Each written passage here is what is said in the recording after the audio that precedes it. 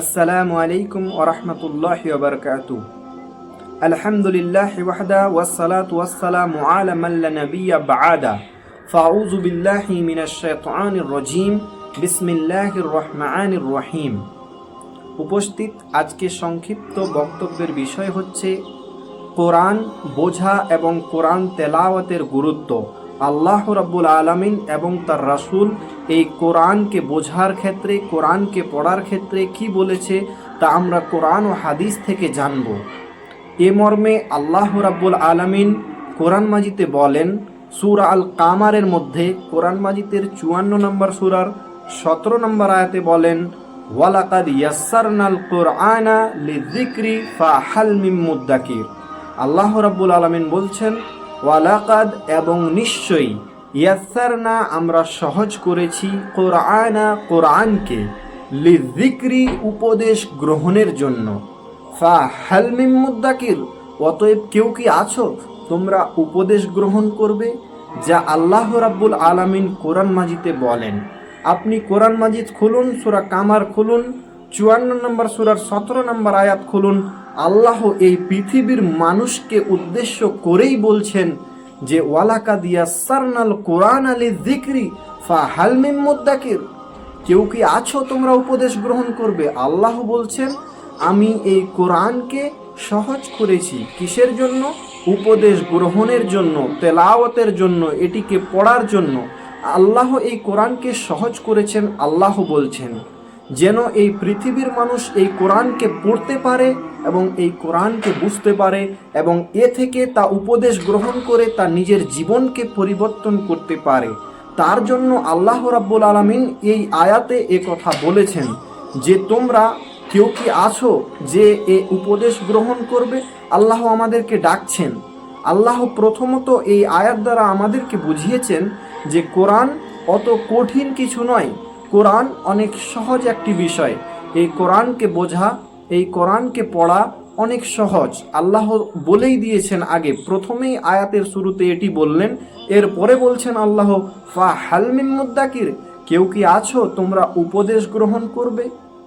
তাহলে আমাদের প্রত্যেকটা মানুষের কর্তব্য যে যিনি আমাদের খালিক, যিনি আমাদের মালিক, যিনি আমাদের সৃষ্টি করেছেন, তিনার কথার উপরে চলা, তিনার যা কথা তা আমাদেরকে মানা, এটি হচ্ছে একটি মূলত আমাদের কাজ।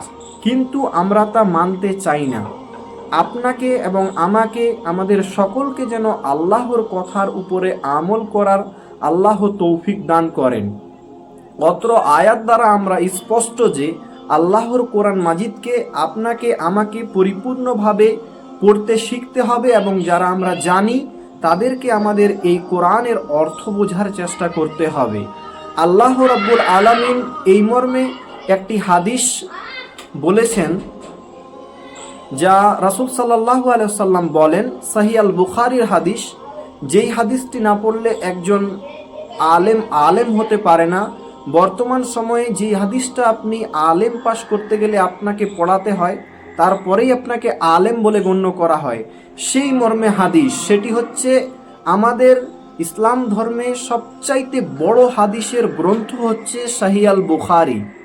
সেই সহিহ আল বুখারীর মধ্যে 5028 নম্বর হাদিসে আল্লাহ রাসূল সাল্লাল্লাহু আলাইহি ওয়াসাল্লাম বলেন, খায়রুকুম মান তাআল্লামাল কুরআন ওয়া আল্লামাহ।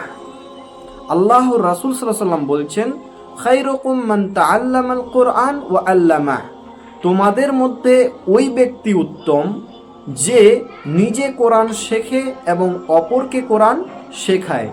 রাসূল সাল্লাল্লাহু আলাইহি ওয়াসাল্লামের এই ইবারতের দিকে আপনি একটু তাকান। আল্লাহর রাসূল সাল্লাল্লাহু আলাইহি ওয়াসাল্লাম বলছেন, খায়রুকুম তোমাদের মধ্যে, মান যে, খায়রুকুম তোমাদের মধ্যে উত্তম, মান যে, তাআল্লামাল কোরআন নিজে কোরআন শেখে, ওয়া আল্লামাহ এবং অপরকে কোরআন শেখায়।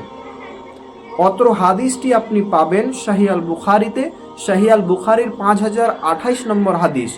আপনি খুলুন এবং মোবাইলে সার্চ দিন, আপনি চেক করে দেখতে পারেন যে আল্লাহ রাসূল সাল্লাল্লাহু আলাইহি ওয়াসাল্লাম বলেছেন হাদিসের মান হচ্ছে সহিহ।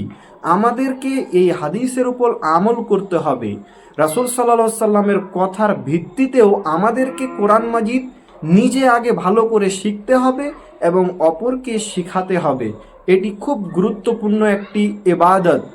আর এটি খুব গুরুত্বপূর্ণ কারণ আপনার মৃত্যুর পরে এই পৃথিবীর কোনো মানুষ, পৃথিবীর কোনো টাকা, পৃথিবীর কোনো বাড়ি গাড়ি আপনার কাজে আসবে না।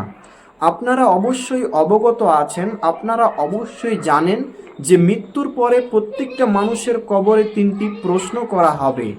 আর এই প্রশ্নগুলোর উত্তর সেই ব্যক্তি দিতে পারবে যে আল্লাহর প্রতি ঈমান রাখে, যে আল্লাহর প্রতি ঈমান রাখে, এ সারা জীবন আমল করে গেছে। আপনারা অবশ্যই জানেন যে এই 3টি প্রশ্ন করার পরে যে প্রশ্নটি করা হবে, তুমি এগুলো কোথা থেকে জানলে, তখন আপনি কি উত্তর দিবেন? আল্লাহর কোরআন তো আপনি কোনোদিন খুলে দেখেননি, আল্লাহর কোরআনকে আপনি কখনো তো গবেষণা করেননি।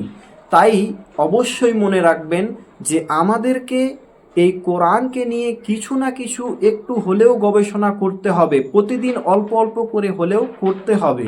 কারণ আল্লাহ বলেছেন, ওয়ালাকাদ ইয়াসসারনাল কুরআনা লিযিকরি ফাহাল মিন মুদ্দাকির, এবং নিশ্চয়ই আমরা সহজ করেছি কোরআনকে লিযিকরি, উপদেশ গ্রহণের জন্য, ফাহাল মিন মুদ্দাকির, কেউ কি আছো তোমরা উপদেশ গ্রহণ করবে?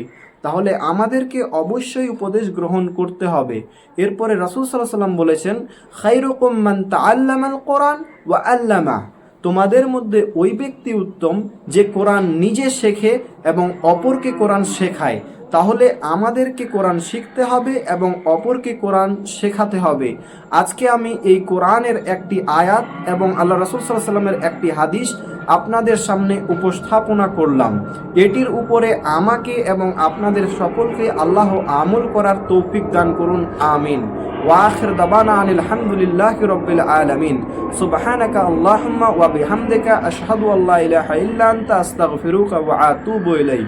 আসসালামু আলাইকুম ওয়া রাহমাতুল্লাহ।